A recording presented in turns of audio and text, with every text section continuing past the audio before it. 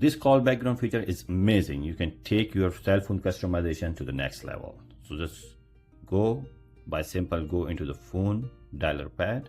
On the dialer pad, you will see on your right side there are 3 dots. Just hit on it, click on the settings. When you go into the settings, you'll find there is a call background. So when you go to the call background, then normally you'll see these kind of background, right?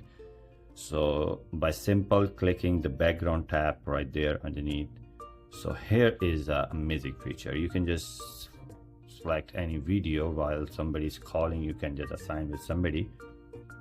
So look at this. When you just select this one, you can see you can add this video while somebody call you, and it will show like that. So let's go back, and you can just do this. See, avatar things.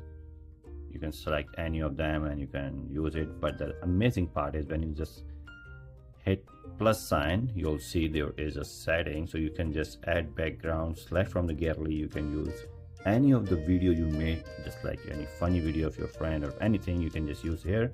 And just whenever the person call you, it will pop up like this. So this amazing and funny feature, you will love it, I hope. And if you like that video, thumbs up, and see you in the next video.